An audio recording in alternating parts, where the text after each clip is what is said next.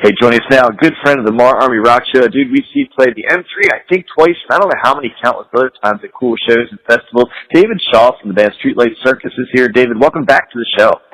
Happy to be back. How you doing, K-Rock? I'm doing great, man, and I've had so much fun covering your band over the years, and what prompted me to call you and get you back on the show is you've got, like, a lot of really big shows coming up, and you've just played a couple big shows, so one of which I just saw the tour last night with Buck Cherry, but I'm going to miss the date that you're on, so why don't you tell folks about a couple of the big shows you've got coming up? Well, we just signed on to play with Buck Cherry on Sunday, May 15th. It's going to be Buck Cherry, the Biters, and us, Streetlight Circus, at the Tally Ho Theater in Leesburg, Virginia, again on next Sunday, May 15th. And that was really cool because, ever since playing M3 in 2012 and 2013, it's really ignited us kind of in the Mid-Atlantic area. We've done a lot of great shows. We did 2 nights with Kicks at the Tally-O back in October. We did another sold-out night with Kicks at the Rams Head Live, Maryland, in December, and a whole bunch of other good gigs around there. And people have been really good to us. Tally-Ho was welcoming us back, and when I inquired about the Buck Cherry show, they were like, come on down, let's get you back here and do it. And we're really excited because we have a lot of friends and fans in the area, but we're really looking forward to getting back down there and rocking for them again. It's going to be a great time. Now, that's a really cool tour. Like I said, we saw it up in Stroudsburg, PA last night, but there's another big thing you got called the Rock and Derby that looks huge. Yeah, the Rock and Derby is a really interesting festival because it's not strictly, M3, which is very much a 80s, hard rock festival. The Rock and Derby is a little different in that it's got a lot of modern rock, a lot of old school rock. It's a real eclectic mix of rock from Five Finger Death Punch to Hailstorm to Docket, to Sebastian Bach and Extreme and 6 a.m. And it was really cool. We did a showcase for the festival organizers in Albany a few weeks ago, and they got back to us and said, we're putting you on the bill for Saturday, Saturday, May 21st, and that's up in near Albany in a fairgrounds that I don't even know how to pronounce the name of, Shagtacoke or something like that. But you can look it up. It's Rock N, the letter N, Derby.com, and it's a pretty big 3-day festival. It's huge bands on this thing, so we're all very excited to be part of that too. It's been a real good run lately for us. So we just did a great show with Faster Pussycat and LA Guns in Long Island. We've been working on the new album, which I'm sure we can talk about a little bit. But these 2 shows coming up, we're really excited about. So we hope everybody who's heard us or people who even haven't will come out and give us a little love at these. At Leesburg, Sunday the 15th, and then at Rock and Derby on Saturday the 21st. It's going to be great. Now, I looked at a lineup for that Rock and Derby. Do you think it's going to be the biggest audience you guys have played for? I know M3 is a huge audience there for you guys. Will this be your largest audience yet, do you think? Hard to say. I mean, if they put us on, 11 in the morning, I don't know. We're still waiting for our stage time, so they haven't given us our stage time just yet, so it really depends. I mean, we're certainly not going to be going on at 9 o'clock right before Hailstorm or something. We accept that as a reality. So we'll see where they put us, and hopefully they put us in a good spot with around some other good bands, and hopefully people come and find us, and we'll see. I mean, it was really interesting because the first year we played M3 was 2012, and we had a really good crowd in front of us, and I worked their social media sites and really got people to come on out and check us out. We got a really warm welcome. The second year we played there in 2013, it was packed in front of us. I mean, you were there, I think. So, it was just this great crowd. It was like probably 1,000 plus or whatever. At noon at the side stage at M3, rocking out and giving us love. It was really, really, it was humbling. It was really cool of M3 obviously to have us back second year, and hopefully they'll bring us back again at some point, but it was really great. So we'll see. I mean, this is our first time at this festival. This is the first year of this festival.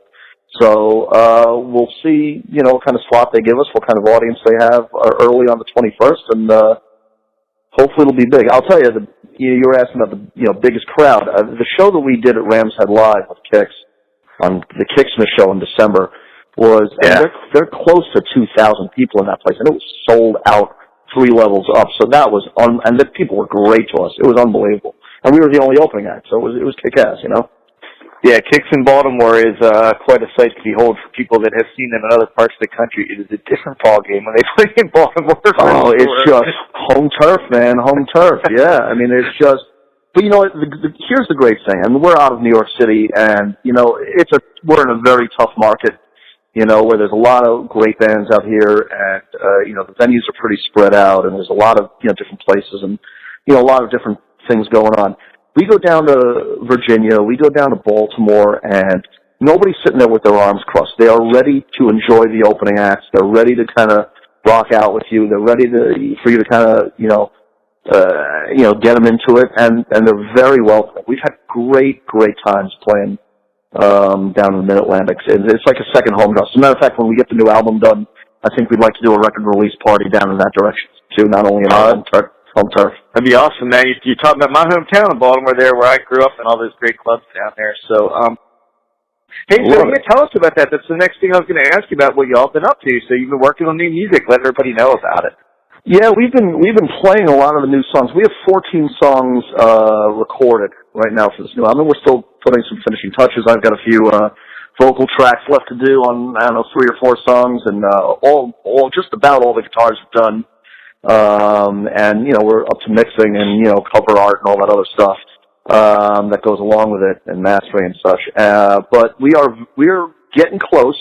We've been playing a whole bunch of those songs at shows for probably over a year now, and we keep getting into the studio and recording away, and then all of a sudden these cool little gigs come up. We get distracted, we're like that dog in that movie Up, squirrel, we're just looking, we're just completely distracted, and this is a good gig, let's jump on this, and so it's coming along a little slower than we like, but I think we'll have it out this summer sometime, and we're really looking forward for people to hear it. I think it's the best work we've done.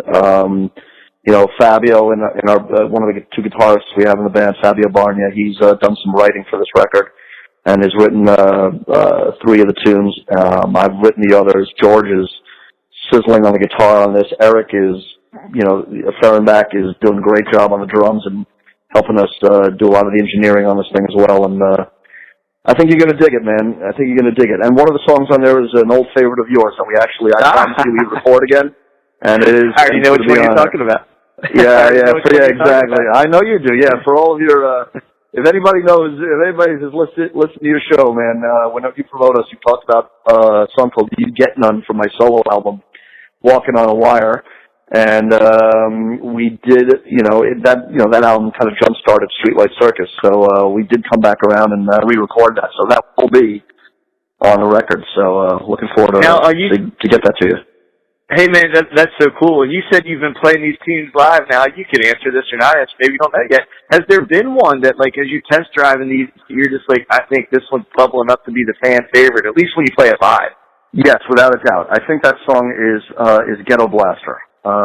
We have been playing that now for about a year, and there's a couple of videos of us playing it online. There's a really cool, if you look up Streetlight Circus Ghetto Blaster, on YouTube, there's a video from us at Rams Head doing it while we play with Kicks, and we're getting a great crowd response. I mean, we're not, nothing's written in stone yet, but we think that might be our first video that we're going to shoot probably with our buddy Rick Ernst, who did the Get Thrashed documentary. He directed our last one. We'll probably direct this one as well. And so that's where we're leaning right now. We've had a couple others that have gotten a really good response. I think of a song called Needle Down, which is which may be the title track, we'll see, still to be determined. And there's been a couple others that have gotten a really good response, but I think Ghetto Blaster right now is the one that's getting the most love. People come up to me after shows and go, "Dude, that song Ghetto Blaster was so cool," and they're really into it. So we're like, all right, it's got a little good buzz on. So it's really rocking. It's a little funky. It's got a good riff. The guys play great on it. So hopefully we'll do it justice when we with the recorded version as well. Hey, you guys are getting some kind of crossover love, it seems like, because you're not just in that '80s niche. You did the LA Gun thing, and now you're jumping on with Cherry and this festival. Do you kind of feel yourselves crossing out of just that '80s niche into something new here? You know, we've talked about this before, and I think it's important for a band like us to, you know, if you're trying to, you know, be relevant in the modern, you know, rock and roll landscape, you've got to be willing and able to play with a lot of different types of bands, and I think that's really important for us. So yeah, we'll play with LA Guns, we'll play with Hookers and Blow, we'll play with Faster Pussycat, and then all of a sudden we'll turn around and, you know, try to get on with bands that are attracting a lot of younger fans, you know, in 6 a.m. and Hailstorm and Five Finger Death Punch and bands like that, Clutch and whatever, and you know, see what we can do in front of them. I think we're good musically in terms of straddling the line between kind of the old school and the new school a little bit. So, and that's been our goal all along, to have a broader appeal, and I think that's important. Well, man, you know MARR Army's good friends with you guys, and we're looking forward to seeing the new music, or hearing the new music.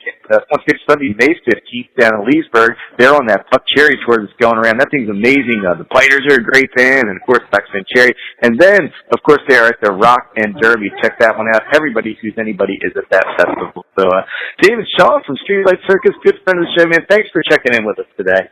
No problem, man. You guys have been so supportive of us, and we really appreciate it. And I can't wait to get on the air with you guys again when we got the new album out, and play some tunes with you. Hey, Dave, man, we'll be sure to have you back on. So thanks again for taking the time. You guys rock. Anytime.